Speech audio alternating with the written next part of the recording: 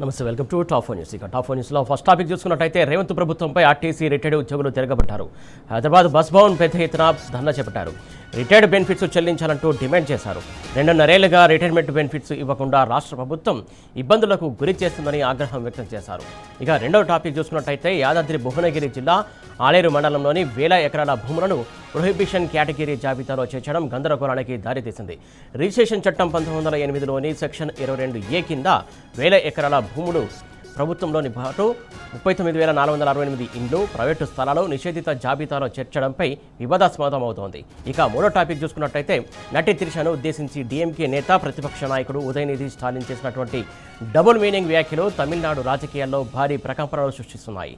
ఈ వివాదానికి సంబంధించి తంజావూరు పోలీస్ స్టేషన్లో పలువురు ఫిర్యాదు చేయడంతో పోలీసులు ఉదయనిధిపై తీవ్రమైన 6 సెక్షన్ల కింద కేసు నమోదు చేశారు. ఇక నాలుగో టాపిక్ చూసుకున్నట్లయితే తెలంగాణకు వాతావరణ శాఖ వెదర్ అలర్ట్ జారీ చేసింది. ఇవాళ పలు జిల్లాల్లో మోస్తారు నుంచి భారీ వర్షాలు కురుస్తాయని తెలిపింది. ఈ మేరకు పలు జిల్లాలకు ఎల్లో అలర్ట్ జారీ చేసింది. అటు రుతుపవన ద్రోణి ప్రస్తుతం బికనీర్, ఢిల్లీ, లక్నో, పాట్నా మీదుగా మణిపూర్ వైపు కొనసాగుతూ సముద్ర మట్టానికి 0.9 కిలోమీటర్ల ఎత్తు వరకు విస్తరించి ఉంది. ఇక టాప్ 4 హెడ్లైన్స్ ఒకసారి చూద్దాం.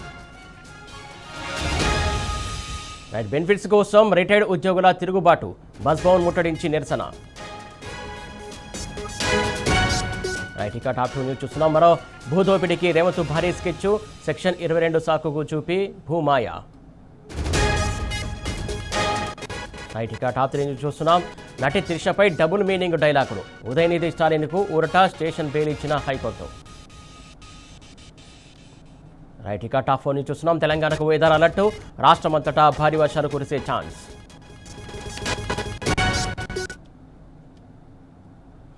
ఈ అంశాలకు సంబంధించినటువంటి సమాచారం మా ప్రతినిధులు కిరణ్, రాము, సురేష్, అరవింద్ ద్వారా తెలుసుకుందాం. ఇక టాప్ 1 డీటెయిల్స్లోకి వెళ్ళినట్లయితే రేవంత్ ప్రభుత్వంపై ఆర్టీసీ రిటైర్డ్ ఉద్యోగులు తిరుగుబడ్డారు. హైదరాబాద్ బస్ భవన్ వద్ద పెద్ద ఎత్తున ధర్నా చేపట్టారు. రిటైర్డ్ బెనిఫిట్స్ చెల్లించాలంటూ డిమాండ్ చేశారు. 2.5 ఏళ్లుగా రిటైర్మెంట్ బెనిఫిట్స్ ఇవ్వకుండా రాష్ట్ర ప్రభుత్వం ఇబ్బందులకు గురి చేస్తుందని ఆగ్రహం వ్యక్తం చేశారు. బెనిఫిట్స్ అందక రిటైర్డ్ ఉద్యోగులు చనిపోతున్నారని, మెడికల్ బెనిఫిట్స్ కూడా రాక తీవ్ర ఇబ్బందులు పడుతున్నారని ఆవేదన వ్యక్తం చేశారు. రిటైర్డ్ ఉద్యోగుల ఆందోళన నేపథ్యంలో బస్ భవన్ వద్ద భారీగా పోలీసులు మోహరించారు.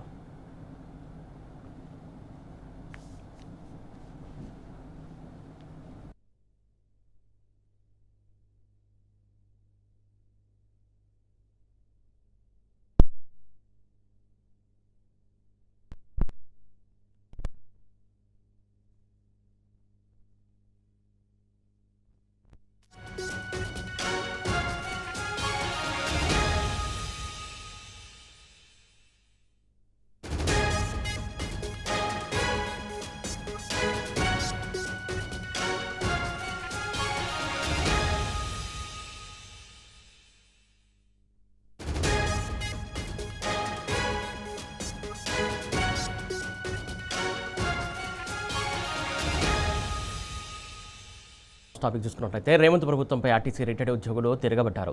హైదరాబాద్ బస్ భవన్ వద్ద పెద్ద ఎత్తున ధర్నా చేపట్టారు. రిటైర్డ్ బెనిఫిట్స్ చెల్లించాలంటూ డిమాండ్ చేశారు. 2.5 ఏళ్లుగా రిటైర్మెంట్ బెనిఫిట్స్ ఇవ్వకుండా రాష్ట్ర ప్రభుత్వం ఇబ్బందులకు గురి చేస్తుందని ఆగ్రహం వ్యక్తం చేశారు. బెనిఫిట్స్ అందక రిటైర్డ్ ఉద్యోగులు చనిపోతున్నారని, మెడికల్ బెనిఫిట్స్ రాక కూడా తీవ్ర ఇబ్బందులు పడుతున్నారని ఆవేదన వ్యక్తం చేస్తున్నారని చెప్పారు. రిటైర్డ్ ఉద్యోగుల ఆందోళన నేపథ్యంలో బస్ భవన్ వద్ద భారీగా పోలీసులు మోహరించారు.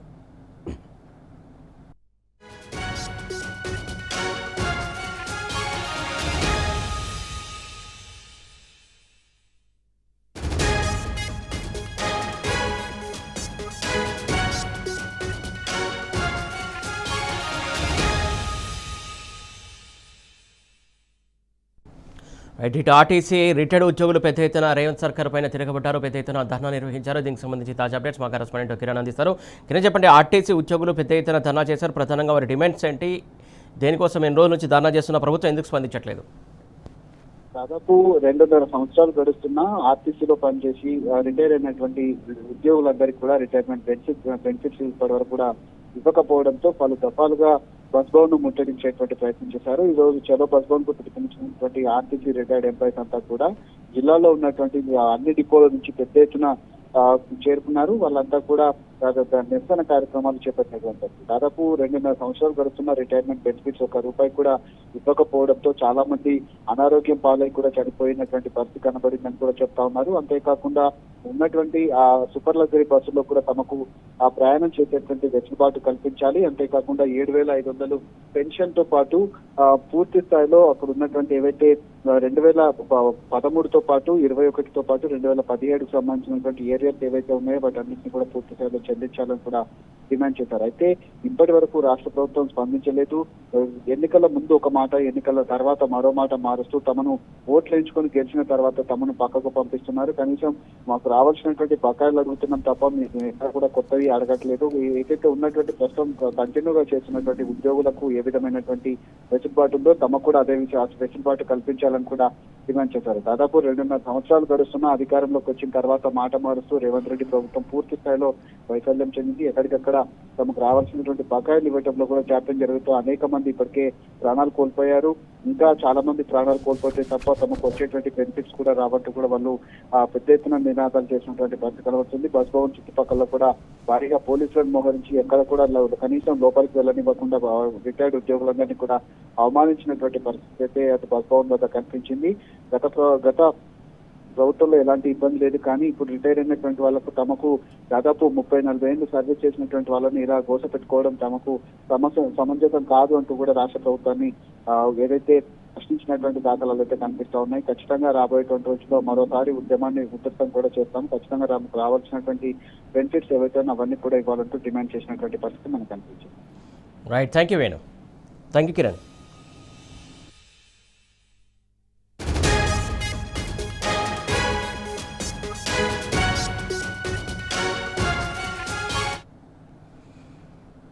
ఇక రెండు టాపిక్ చూసుకున్నట్లయితే దళితుల భూమిపై రేవంత్ రెడ్డి ప్రభుత్వం కన్నేసింది. బీఆర్ఎస్ ప్రభుత్వం రైతులకు పట్టాలు ఇచ్చిన భూమిని స్వాధీనం చేసుకునేందుకు కుట్ర పన్నింది. రంగారెడ్డి జిల్లా హయత్ నగర్ మండల పరిధిలోని సర్వే నెంబరు 255/1 ఉన్నటువంటి 18 ఎకరాల భూమిని అర్హులైన పేద రైతులకు పట్టాలు ఇచ్చింది కేసీఆర్ ప్రభుత్వం. అయితే ప్రభుత్వం ప్రస్తుతం ఈ భూమిని స్వాధీనం చేసుకునేందుకు అధికారులు ప్రయత్నిస్తున్నారు. దీంతో బాధితులు భగ్గుమంటున్నారు. ఎన్నో ఏళ్లుగా ఈ భూమిని సాగు చేసుకుంటున్నామని ఇప్పుడు భూములు లాక్కుంటే ఎలా అంటూ ఆందోళనకు దిగారు. బాధితులు భూమిని స్వాధీనం చేసుకునేందుకు వచ్చినటువంటి రెవెన్యూ అధికారులను అడ్డుకున్నారు. తమ భూములు తమకే కావాలని నిరసన వ్యక్తం చేశారు.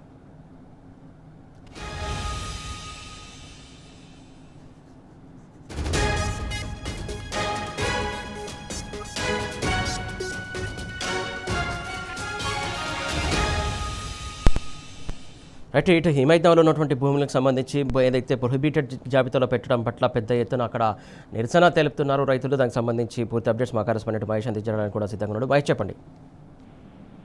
కాంగ్రెస్ ప్రభుత్వం 22A సాక్షిగా చూపి భూములు అమ్మడం కొనడం నిశ్చయం చేస్తూ భూదందాకు తెరలేపింది. అప్పు చేసి ఏళ్ల కిందట వ్యవసాయ భూములను కొని ప్రభుత్వానికి లక్షల్లో డబ్బులు చెల్లించి వ్యవసాయేతర భూముల కిందకు మార్చి బీటీసీపీ లేఅవుట్లను ఏర్పాటు చేస్తే ప్రస్తుతం వాటిని నిషేధిత జాబితా చేర్చడంతో వికారాబాద్ జిల్లాలోని పేద మధ్యతరగతి వారు ఆందోళన వ్యక్తం చేస్తున్నారు.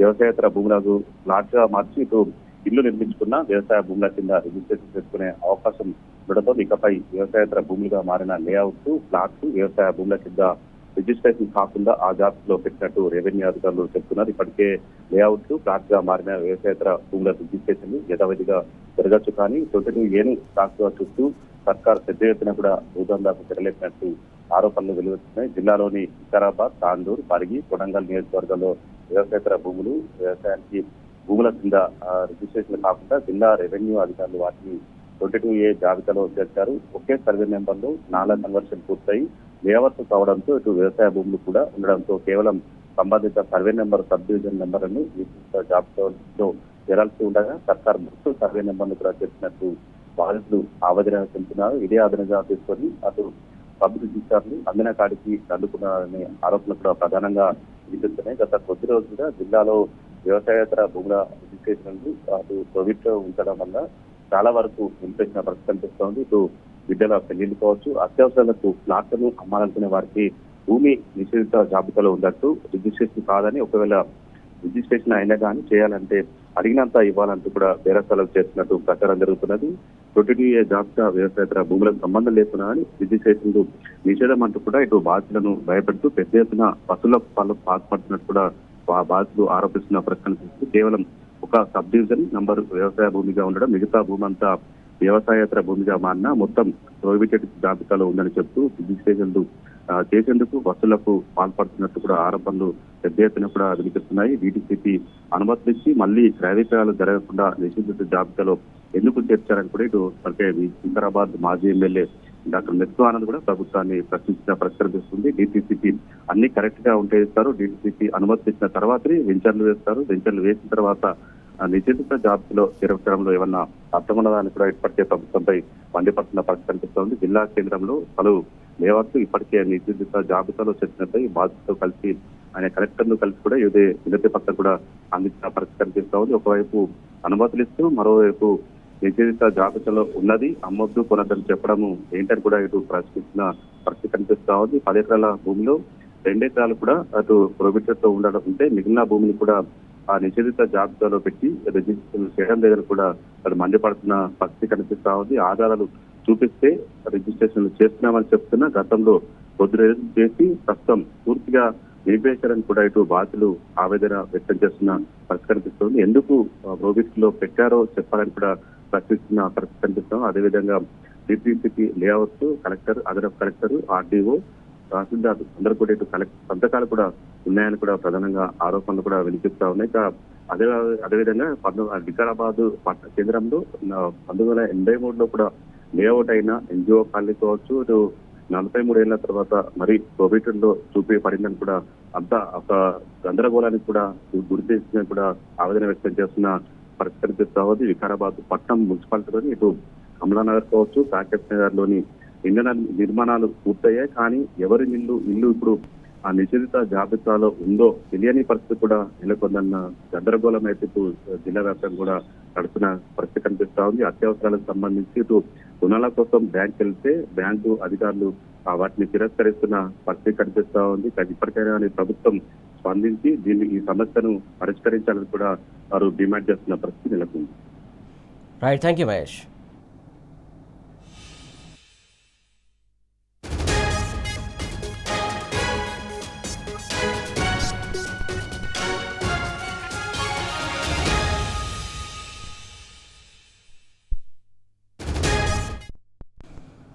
యాదాద్రి భువనగిరి జిల్లా ఆలేరు మండలంలోని 1000 ఎకరాల భూములను ప్రొహిబిషన్ కేటగిరీ జాబితాలో చేర్చడం గందరగోళానికి దారితీసింది.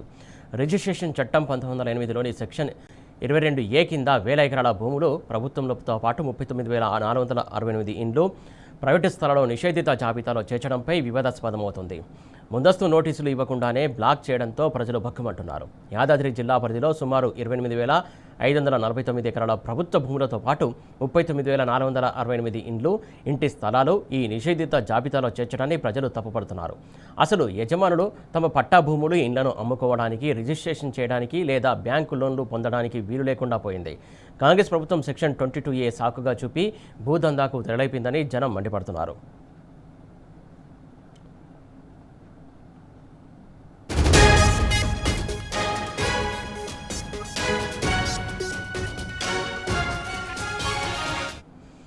రైట్, యాదాద్రి భువనగిరి జిల్లా ఆలేరు మండలంలోని 1000 ఎకరాల భూమిని కూడా ప్రొహిబిషన్ 22 సెక్షన్ కింద చేర్చి చాలా రైతులను ఇబ్బంది పెడుతుంది కాంగ్రెస్ సర్కార్. దీనికి సంబంధించి తాజా అప్డేట్స్ మా కరెస్పాండెంట్ రాము కూడా అందించడానికి సిద్ధంగా ఉన్నాడు.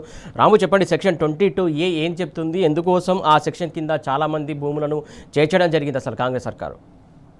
సురేష్, గత 6 నెలలుగా యాదాద్రి భువనగిరి జిల్లా వ్యాప్తంగా సామాన్య ప్రజలు, రైతులు అందరూ కూడా నానా రకాలుగా అవసరపడుతూ ఉన్నారు. ప్రభుత్వ లోపభూయిష్ట విధానం, కార్యాచరణ సరిగా లేకపోవడం, అధికారుల నుంచి ఫీడ్బ్యాక్ సరిగా తీసుకోకుండా అనాచితంగా చేసినటువంటి ఒక నిర్ణయం పేద ప్రజల నోట్లో మట్టి కొట్టింది. పేద ప్రజలు ప్రతిరోజు కూడా చెప్పులు అరిగేలాగా కార్యాలయాల చుట్టూ, రిజిస్ట్రేషన్ కార్యాలయాల చుట్టూ తిరిగేలాగా చేసింది. యాదాద్రి భువనగిరి జిల్లాలో సెక్షన్ 22A అమలు చేయడంతో అన్ని భూములను కూడా ప్రొహిబిటెడ్ లిస్ట్ లో పెట్టడం, అక్కడ ఉన్నటువంటి భూములన్నిటి కూడా బ్లాక్ లిస్ట్ లో పెట్టడంతో కొనడానికి, అమ్మడానికి వీలు లేకుండా, లావాదేవీలు జరగకుండా ప్రభుత్వం నిషేధం విధించింది. దీంతో అక్కడ ఉన్నటువంటి రైతులందరూ కూడా, అక్కడ ఉన్నటువంటి పేదలందరూ కూడా వాళ్ళ ఇళ్ళని కూడా బ్లాక్ లిస్ట్ లోకి వెళ్ళిపోయి దీంతో వాళ్ళందరూ కూడా ప్రతిరోజు రియల్ ఎస్టేట్ కార్యాలయం చుట్టూ, ఆర్డీఓ కార్యాలయం చుట్టూ, కలెక్టర్ చుట్టూ కూడా తిరుగుతా ఉన్నారు. గత 6 నెలలుగా మనోవేదన గురుతా ఉన్నారు. ఎన్నో రకాలుగా ధర్నాలు చేసి ప్రభుత్వం దృష్టి తీసుకుపోయినప్పటికీ కూడా ఇప్పటివరకు కూడా ఫైల్స్ అనేది క్లియర్ చేయలేదు. ఎక్కడికక్కడ అవన్నీ కూడా ఆగిపోయినటువంటి పరిస్థితి. ప్రధానంగా ప్రభుత్వ ఉద్దేశం ఒకటి ఉంది. అయితే ఏదైతే ప్రభుత్వ భూములు ఉన్నాయో, దేవాదాయ భూములు, అదేవిధంగా బోర్డు సంబంధించిన సీలింగ్ భూములు అన్నింటినీ కూడా కాపాడే ప్రయత్నం చేస్తూ అక్కడ ఉన్నటువంటి సెక్షన్ 22A జత చేసి ఆ యాదాద్రి భువనగిరి జిల్లా వ్యాప్తంగా 40,000 ఎకరాల వ్యవసాయ సంబంధించిన భూములు, మరొక 40,000 ఇల్లు, ప్లాట్లకు సంబంధించిన భూములు అన్నింటినీ కూడా సెక్షన్ 22A చేర్చింది. దీంతో అవన్నీ కూడా బ్లాక్ లిస్ట్ లో పడిపోయాయి. అవన్నీ కూడా రిజిస్ట్రేషన్ కార్యాలయాలకు వెళ్తే అక్కడ ఫైల్స్ అని కూడా ఆగిపోతా ఉన్నాయి. సెక్షన్ 22A ఉంది కాబట్టి నిషేధిత జాబితాలో ఉన్నాయి కాబట్టి ఇవేవి కూడా రిజిస్ట్రేషన్ కావడానికి లేదు. ప్రభుత్వం నుంచి ఎన్ఓసి సర్టిఫికేట్ తెచ్చుకోవాలి, అధికారుల నుంచి ఎన్ఓసి సర్టిఫికేట్ తెచ్చుకుంటేనే రిజిస్ట్రేషన్ అవుతుందని రిజిస్ట్రేషన్ సంబంధించినటువంటి సబ్ రిజిస్ట్రార్ చెప్తుండటంతో ఎక్కడికక్కడ నిలిచిపోయిన పరిస్థితి. 56 ఏళ్లుగా వాళ్ళందరూ కూడా ఇళ్లలో ఉంటున్నారు. కానీ ఈ రోజు చేసినటువంటి ప్రభుత్వం తప్పిదం వల్ల అవన్నీ కూడా బ్లాక్ లిస్ట్ కు వెళ్ళిపోయి ఆపత్కాలంలో వారు అమ్ముకుందామన్నా కూడా ఎలాంటి సరైనటువంటి అక్కడ అవకాశం లేకపోవడంతో వాళ్ళందరూ కూడా ప్రభుత్వం పైన శాపనార్థాలు పెడుతూ ఉన్నారు. అయితే ప్రభుత్వం ఎలాంటి నిర్ణయం లేకుండా, ఎలాంటి ఆలోచన లేకుండా గుంపగొత్తగా సర్వే నెంబర్లు అన్నింటినీ కూడా యాదాద్రి భువనగిరి జిల్లా వ్యాప్తంగా గ్రామాల్లో ఉన్నటువంటి అన్ని గ్రామాలను కూడా సర్వే నెంబర్లు అన్నింటినీ కూడా సెక్షన్ 22A కింద చేర్చింది. అక్కడ ఉన్నటువంటి చిన్న చిన్న ప్రభుత్వ భూములు పోను, మిగతా ప్రైవేట్ సంబంధించిన భూములు, వ్యవసాయేతర భూములు, నాలా పర్మిషన్ తీసుకున్నవి, డిటిడిసి పర్మిషన్ తీసుకున్నవి అన్ని కూడా నిషేధ జాబితాలోకి వెళ్ళిపోవడంతో లావాదేవీలు లేక ప్రజలందరూ కూడా ఇబ్బందులు పడుతూ ఉన్నారు. వాళ్ళ ఇళ్లలో ఉంటున్నప్పుడు కూడా సాంకేతికంగా మాత్రం వాళ్ళ ఇల్లులని కూడా ప్రభుత్వ సంబంధించినటువంటి రికార్డుల్లో ఉన్నాయి, నిషేధ జాబితాలో ఉన్నాయి. వారందరూ కూడా ప్రభుత్వానికి విజ్ఞప్తి చేస్తా ఉన్నారు.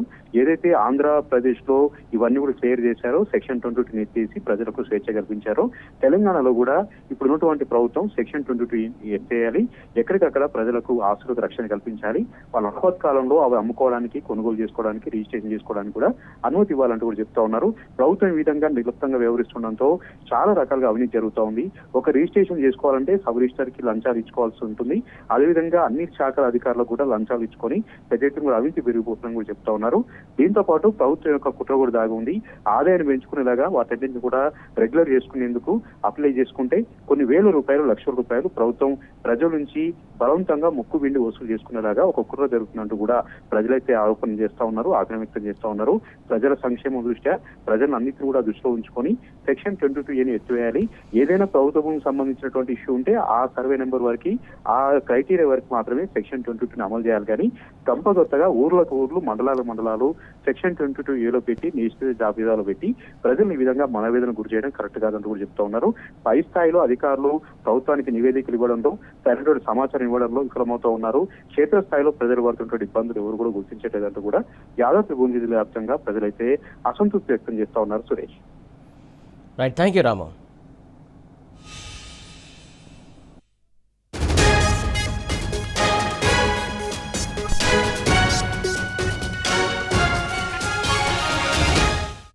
హుజరాబాద్ నియోజకవర్గంలో ఈటల రాజేందర్కు షాక్ తగిలింది. ఇల్లంతకుంట మండలానికి చెందిన 3 బీజేపీ సర్పంచులు బీఆర్ఎస్ పార్టీలో చేరారు.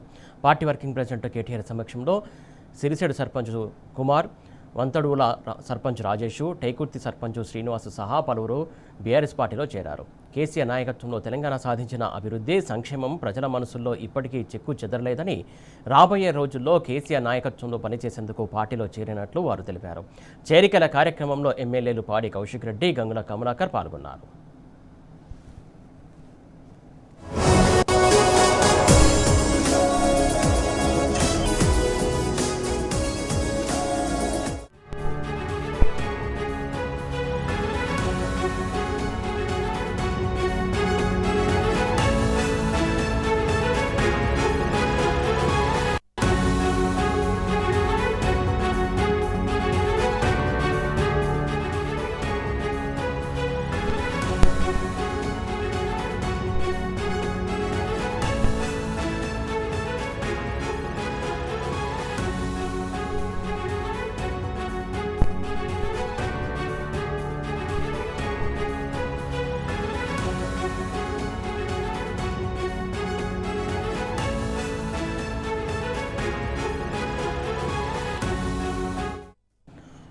హుజరాబాద్ నియోజకవర్గంలో ఈటల రాజేందర్కు షాక్ తగిలింది. ఇల్లంతకుంట మండలానికి చెందినటువంటి 3 బీజేపీ సర్పంచులు బీఆర్ఎస్ పార్టీలో చేరారు.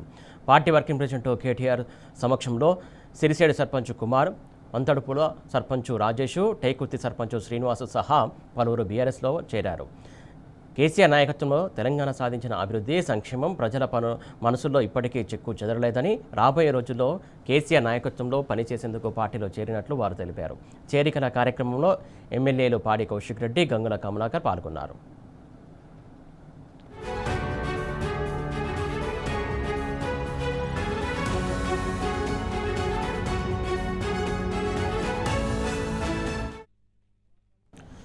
ఇటుక తమిళనాడు సీఎం విజయ్ నటి త్రిషపై అనుచిత వ్యాఖ్యల కేసులో అరెస్ట్ అయినటువంటి తమిళనాడు మాజీ డిప్యూటీ సీఎం ఉదయనిధి స్టాలిన్కు మద్రాస్ హైకోర్టులో ఊరట లభించింది. మద్రాస్ హైకోర్టు స్టేషన్ బెయిల్ మంజూరు చేసింది. ఉదయనిధి స్టాలిన్ పోలీసుల విచారణకు హాజరు కావాలంటూ సహకరించాలని సూచించింది. నటి త్రిషను ఉద్దేశించి డీఎంకే నేత, ప్రతిపక్ష నాయకుడు ఉదయనిధి స్టాలిన్ చేసినటువంటి డబుల్ మీనింగ్ వ్యాఖ్యలు తమిళనాడు రాజకీయాల్లో భారీ ప్రకంపనలు సృష్టించాయి. ఈ వివాదానికి సంబంధించి తంజావూరు పోలీస్ స్టేషన్లో పలువురు ఫిర్యాదు చేయడంతో పోలీసులు ఉదయనిధిపై తీవ్రమైన 6 సెక్షన్ల కింద కేసు నమోదు చేశారు. ఈ నేపథ్యంలోనే చెన్నైలోని ఆయన నివాసంలో ఉదయనిధి స్టాలిన్ను పోలీసులు అదుపులోకి తీసుకున్నారు. తనపై నమోదైన కేసులో అరెస్టు నుంచి రక్షణ కోరుతూ ఆయన హుటాహుటిన ముందస్తు బెయిల్ కోసం మద్రాసు హైకోర్టును ఆశ్రయించినట్లు తెలుస్తుంది. ఇక ఈ పిటిషన్ను విచారించిన మద్రాసు హైకోర్టు మధ్యాహ్నం వరకు ఉదయనిధి స్టాలిన్ను అరెస్టు చేయవద్దంటూ పోలీసులను ఆదేశించింది. కావేరీ జలాల సాధన నిరసన సభలో సీఎం విజయ్ను లక్ష్యంగా చేసుకుని ఉదయనిధి మాట్లాడుతున్న సమయంలో సభలోని డీఎంకే కార్యకర్తలు ఒక్కసారిగా త్రిష అంటూ గట్టిగా అరిచారు. అయితే కార్యకర్తల తీరును వారించాల్సిన ఉదయనిధి నవ్వుతూ ద్వంద్వార్థాలు వచ్చేలా వ్యాఖ్యలు చేయడం రాజకీయ వర్గాల్లో తీవ్ర విమర్శలకు దారితీసింది.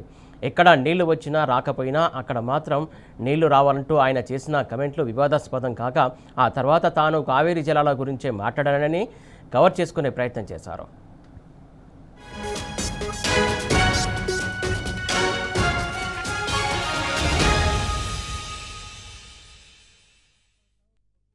నటి త్రిషను ఉద్దేశించి డీఎంకే నేత, ప్రతిపక్ష నాయకుడు ఉదయనిధి స్టాలిన్ చేసినటువంటి ఏదైతే వ్యాఖ్యలకు సంబంధించి అక్కడ పెద్ద దుమారం లేపుతుంది. అలాగే ఆయన పైన పలు సెక్షన్ల కింద కేసు నమోదైంది. దీనికి సంబంధించి తాజా అప్డేట్స్ మా కరెస్పాండెంట్ సురేష్ అందించడానికి సిద్ధంగా ఉన్నాడు. సురేష్, చెప్పండి. సురేష్, మొత్తంగా ఆగస్టు 3వ తేదీ నిన్న తంజావూరులో జరిగినటువంటి సంఘటనలో కావేరీ జలాల విడుదల విషయంపైన డీఎంకే నిరసన సభలో చేసిన వివాదాస్పద వ్యాఖ్యలు త్రిష అలాగే ప్రస్తుత ముఖ్యమంత్రి విజయలపై ఉద్దేశించి ద్వంద్వ అర్థాలతో మహిళలను అవమానించలు చేసిన దాని కారణంగా నిన్న టీవీకే మహిళలు విభాగం ఫిర్యాదు తంజావూరు పోలీసులకు ఇవ్వడం, వెంటనే ఎఫ్ఐఆర్ కేసు నమోదవడం, 6 సెక్షన్ల కింద కేసులు నమోదు చేసినటువంటి పోలీసులు పూర్తిగా చెన్నై పోలీసులతో కలిసి స్టాలిన్ అరెస్ట్ చేసేందుకు ఈ రోజు ఉదయం ప్రయత్నాలు చేశారు. ఆయన నివాసంలోనే పూర్తి స్థాయిలో స్టాలిన్ అరెస్ట్ చేసేందుకు ప్రయత్నాలు చేసిన సందర్భంలో డీఎంకే కార్యకర్తల మధ్యన వాగ్వాదం జరిగింది. మొత్తంగా స్టాలిన్ అయితే అదుపులోకి తీసుకోవడం జరిగింది. ఇటు స్టాలిన్ కూడా ఈ అరెస్ట్ ను ఖండించారు. మహిళా గౌరవాన్ని అవమానపరిచేలా తను ఏం చేయలేదని చెప్పారు. కానీ పోలీసులు మాత్రం 6 సెక్షన్ల కింద బిఎన్ఎస్ 79 సెక్షన్ కింద, అలాగే పరువు నష్టం, ఉద్దేశపూర్వక అవమానాలు, శాంతి భద్రతలకు సంబంధించినటువంటి భంగం కలిగించే వ్యాఖ్యలు, రెచ్చగొట్టే విధంగా ఉన్నటువంటి ఆరోపణలతో బిఎన్ఎస్ సెక్షన్ల కింద కేసులు నమోదు చేయడం జరిగింది. నీలంకరంలో ఉన్నటువంటి ఉదయనిధి స్టాలిన్ నివాసం నుంచి పోలీస్ స్టేషన్ కూడా పోలీసులు తీసుకెళ్లడం జరిగింది. అయితే ఈ అరెస్ట్ ను ముందుగానే భావించినప్పటికీ డీఎంకే నేతలు స్టాలిన్ కు హైకోర్టులో ముందస్తు బెయిల్ కి సంబంధించి హైకోర్టులో అత్యవసరంగా పిటిషన్ వేసి వాటిని వెంటనే విచారించాలని చెప్పి కోరడం జరిగింది. దీంతో హైకోర్టు విచారణ తీసుకున్న తర్వాత ఇవాళ అరెస్ట్ ను విషయం పైన రాష్ట్ర ప్రభుత్వం తాము జ్యుడిషియల్ కస్టడీ తీసుకునేందుకు సిద్ధంగానేమో అరెస్ట్ ను పోలీసులు వారి యొక్క సెక్షన్ల వారిగా జరిగినటువంటి సంఘటనలు దృష్టిలో ఉంచుకొని కేసులు ఫైల్ చేశారు. దీనిపైన స్టేషన్ బెయిల్ ఇచ్చేందుకు మనకు అభ్యంతరం ఏంటని తెలియజేయడంతో హైకోర్టు అత్యవసర విచారణ సందర్భంగా కోర్టు నిర్ణయం స్టేషన్ బెయిల్ ఇచ్చేందుకు అనుమతి ఇవ్వడం జరిగింది. దీంతో పోలీసులు స్టాలిన్ కు స్టేషన్ బెయిల్ ఇచ్చి ఆయనకు విడుదల జరిగింది. కానీ ఈ అరెస్టు సమయంలో మాత్రం డీఎంకే స్పష్టంగా ఇది ఒక కక్ష సాధింపు చర్య అని చెప్పి స్టాలిన్ విమర్శించడం జరిగింది. ప్రతిపక్షాన్ని అణిచివేసేందుకే అధికారంలో ఉన్నటువంటి టీవీకే ప్రభుత్వం పోలీసులను వినియోగించుకొని తమపై కట్టడి చేసేందుకు ప్రయత్నాలు చేస్తుందని చెప్పి విమర్శలు చేయడం జరిగింది. అలాగే చట్టపరంగా తాను పోరాడతానని చెప్పి ఇది ప్రజాస్వామ్యంలో ఉన్నటువంటి వ్యక్తిగత స్వేచ్ఛకు భంగం కలిగించే విధంగా అరెస్ట్ ఉందని చెప్పి ఆయన వ్యాఖ్యానించడం జరుగుతుంది. అయితే టీవీకి మాత్రం మహిళా విభాగంలో ఉన్నటువంటి ప్రతినిధులు ఫిర్యాదు చేయడం, బహిరంగంగా వెంటనే టీవీకేకి సంబంధించిన అధ్యక్షుడు ప్రస్తుత ముఖ్యమంత్రికి క్షమాపణ బహిరంగ చెప్పాలని చెప్పి వాళ్ళు డిమాండ్ చేసినటువంటి పరిస్థితులు ఇవాళ ఉద్రిక్తంగా రాజకీయాల మధ్య టీవీకే అండ్ డిఎంకే వర్సెస్ గా ప్రస్తుతం తమిళనాడులో రాజకీయ ఉద్రిక్తత నెలకొన్నటువంటి పరిస్థితి. ఇటకీలకు ఆయనకు స్టేషన్ బెయిల్ ఇవ్వడం కారణంగా కాస్త సద్దుమనిందనుకోవచ్చు. ప్రస్తుతం అయితే పరిస్థితి ఉదయనిధి డిటైన్ అయిన తర్వాత స్టేషన్ బెల్ కూడా ఇవ్వడం జరిగింది సురేష్. సురేష్, అంటే గతంలో కూడా ఏదైతే ఈ ఉదయనిధి స్టాలిన్ ఇలాంటి కొన్ని వ్యాఖ్యలు చేశారు, అది వివాదాస్పదాల్లోకి ఇరుక్కోవడం అలవాటు అయిపోయింది అనుకోవాలా, లేకుంటే ప్రజలు కావచ్చు, లేకుంటే నాయకుల్ని కావచ్చు విమర్శించడం, లేకుంటే ఏదో రకంగా ఇట్లా ఎప్పుడు అంటే వివాదాలకు ఎక్కాలనే ఉద్దేశంతో చేస్తున్నాను అనుకోవాలా, ఇట్లా అనుకోవాలి అసలు? గతంలో కూడా తమిళనాడులో చూస్తుంటే జయలలిత వర్సెస్ కరుణానిధి మధ్యలో కూడా ఇలాంటి సంఘటనలు చాలా జరిగినటువంటి పరిస్థితులు ఉన్నాయి. అదే కాకుండా 2023లో సనాతన ధర్మాన్ని విషయం పైన కూడా స్టాలిన్ వ్యంగ్యంగా వ్యాఖ్యానిస్తూ సనాతన ధర్మాన్ని ఒక డెంగీ మలేరియా కూడా వ్యాఖ్యానించిన సంఘటనలు చూడడం జరిగింది. అలాగే ఈ సనాతన వ్యాఖ్యలను మళ్ళీ 2026లో కూడా తమిళనాడు అసెంబ్లీలో సమర్థించుకున్నటువంటి పరిస్థితి ఉంది. ఇదే కాకుండా అరుణ్ జైట్లీ, సుష్మా స్వరాజ్ విషయంలో కూడా 2021లో ఎన్నికల ప్రచారంలో వీరిరువురి పైన కూడా వివాదాస్పద వ్యాఖ్యలు చేసినటువంటి సంఘటనలు ఉన్నాయి. ప్రస్తుతం ఇప్పుడు 2026లో త్రిష విషయం పైన జోసెఫ్ ఇద్దరిని కలిసి విజయ్ విషయం పైన వివాదాస్పద వ్యాఖ్యలు చేసినటువంటి సంఘటనలు ఉదయనిధి స్టాలిన్ సంబంధించినవి. మొత్తంగా ద్రవిడ సిద్ధాంతం, సామాజిక న్యాయ వ్యవస్థ అంటూ డిఎంకే ముందుకెళ్తున్నటువంటి పార్టీ అయినప్పటికీ కూడా తమిళనాడులో ఇలాంటి వివాదాస్పద వ్యాఖ్యలు చేస్తూ ఎప్పుడు కూడా తను తెరపై ఉండేటువంటి పరిస్థితులు ఖచ్చితంగా కూడా స్టాలిన్ చూడడం జరిగింది. అదే పరిస్థితులు మరోసారి పునరావృతమయ్యాయి Suresh. Right, thank you Suresh.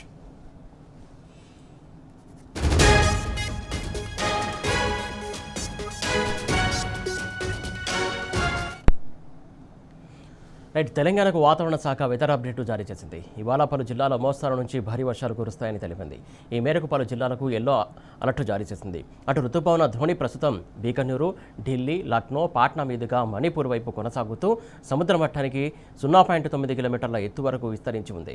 Karnataka నుంచి కేరళ, తమిళనాడు మీదుగా కొమెరిన్ వరకు విస్తరించినటువంటి ద్రోణి బలహీనపడింది. దీని ప్రభావంతో రాబోయే 3 రోజుల పాటు రాష్ట్రంలో తేలికపాటి నుంచి మోస్తారు వర్షాలు కురుస్తాయని వాతావరణ శాఖ అధికారులు తెలిపారు.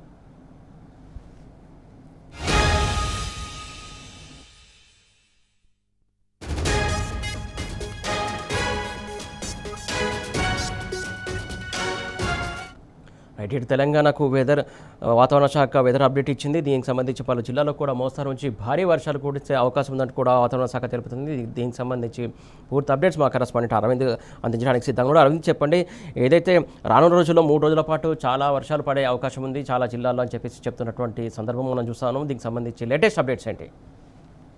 రైట్ సురేష్, ఏదైతే చూసుకుంటే తెలంగాణ రాష్ట్రానికి గత 3 రోజుల నుండి కూడా వాతావరణ శాఖ ముందస్తుగానే హెచ్చరికలు జారీ చేసింది. తెలంగాణ రాష్ట్రానికి ద్రోణి ప్రభావంతో రాగాల 5 రోజుల పాటు కూడా భారీ వర్షాలు కూడా నమోదవుతాయి. మరికొన్ని ప్రాంతాల్లో కూడా తేలికపాటి వర్షాలు కూడా నమోదయ్యే అవకాశాలు కూడా ఎక్కువగా ఉంటాయని కూడా వాతావరణ అధికారులు జారీ చేశారు. ప్రధానంగా అటు ఏదైతే సముద్ర మట్టానికి అటు రుతుపవనాల ద్రోణి ఒకటి ప్రస్తుతం కొనసాగుతుంది కాబట్టి దాని ప్రభావంతో తెలంగాణ, ఆంధ్రప్రదేశ్, కర్ణాటక ఈ ప్రాంతాల్లో కూడా ఎక్కువ శాతం వర్షపాతం నమోదయ్యే అవకాశాలు ఉన్నాయి. అక్కడ కూడా భారీ వర్షాలు కూడా నమోదయ్యే అవకాశాలు కూడా ఉన్నాయంటూ కూడా వాతావరణ అధికారులు హెచ్చరికలు జారీ చేశారు. ప్రధానంగా ఈ రోజు ఏదైతే చూసుకుంటే 16 జిల్లాలకు కూడా ఎల్లో అలర్ట్ కూడా వాతావరణ శాఖ అధికారులు జారీ చేశారు. దాదాపు 18 సెంటీమీటర్ల వర్షం కూడా నమోదైంది కామారెడ్డి జిల్లాలో కూడా. ఇక దాని తర్వాత అటు వికారాబాద్ కానీ మరికొన్ని జిల్లాల్లో కూడా అధిక వర్షపాతం కూడా నమోదైందంటూ కూడా వాతావరణ అధికారులు హెచ్చరికలు కూడా జారీ చేశారు. ఏదైతే తెలంగాణ, ఉత్తర తెలంగాణలో మాత్రం దాదాపుగా ఇప్పటికే కొన్ని ప్రాంతాలకు కూడా ఆరెంజ్ అలర్ట్ కూడా జారీ చేశారు. దాదాపు అది భద్రాద్రి కొత్తగూడెం జిల్లా కూడా అక్కడ సైడ్ కూడా ఆరెంజ్ అలర్ట్ కూడా జారీ చేశారు. ఉమ్మడి ఆదిలాబాద్ జిల్లాతో పాటు అటు ఆసిఫాబాద్, కొమరంభీం జిల్లా, జగిత్యాల, మంచిర్యాల, పెద్దపల్లి, సిరిసిల్ల జిల్లాలో కూడా ఆరెంజ్ అలర్ట్ కూడా వాతావరణ అధికారులు జారీ చేశారు. అక్కడ కూడా ఈ రోజు కొన్ని చోట్ల మాత్రం భారీ వర్షాలు కూడా నమోదయ్యే అవకాశాలు ఎక్కువగా ఉన్నాయి. ఈశాన్య తెలంగాణలో మాత్రం భద్రాద్రి కొత్తగూడెం, ఖమ్మం, ములుగు, మహబూబాద్ జిల్లాలో కూడా ఆరెంజ్ అలర్ట్ జారీ చేశారు. ఈ ప్రాంతాల్లో కూడా కొద్దిగా భారీ వర్ష సూచన ఉందంటూ కూడా హెచ్చరికలు కూడా జారీ చేశారు.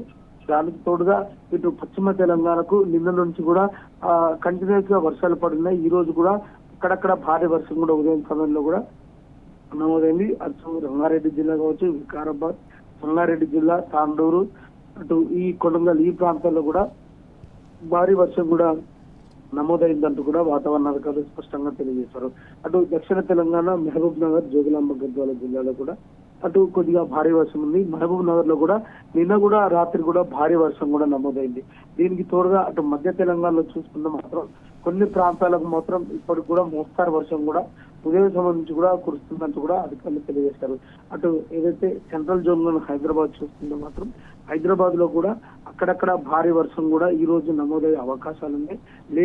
లేనిచో ఉదయం సమయం నుంచి కూడా మేఘావృత వాతావరణంతో కొనసాగి మోస్తారు వర్షం కూడా కంటిన్యూస్ గా 2 గంటలు కూడా కురిసే అవకాశాలు కూడా ఎక్కువగా ఉన్నాయంటూ కూడా వాతావరణ అధికారులు హెచ్చరికలు కూడా జారీ చేశారు. తెలంగాణ రాష్ట్రంలో రాగాల 3 రోజుల పాటు ద్రోణి ప్రభావంతో అక్కడక్కడ ఈదురు గాలులతో కూడిన వర్షాలు కూడా ఎక్కువగా ఉంటాయి. గంటకు 40 నుంచి 50 కిలోమీటర్ల వేగంతో కూడా ఈ ఈదురు గాలులు వీచే అవకాశం ఉన్నాయి. ప్రజలందరూ కూడా అప్రమత్తంగా ఉండాలంటూ కూడా ఇప్పటికే వాతావరణ అధికారులు స్పష్టంగా తెలియజేశారు.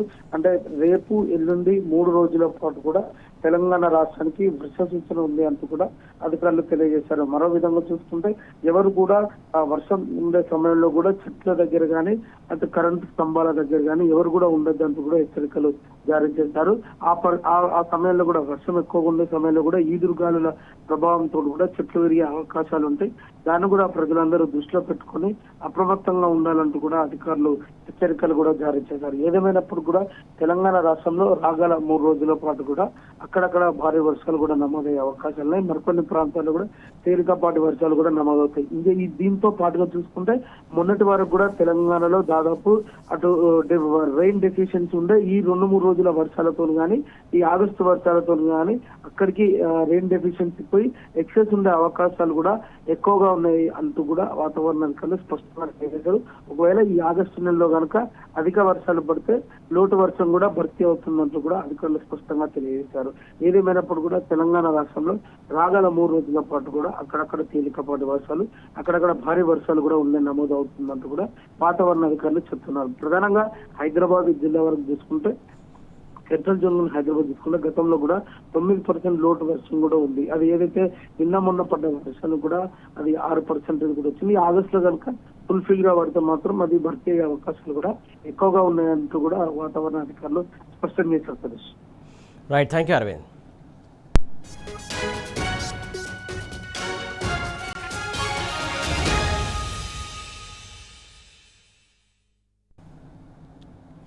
ఇవి updates, keep watching T news.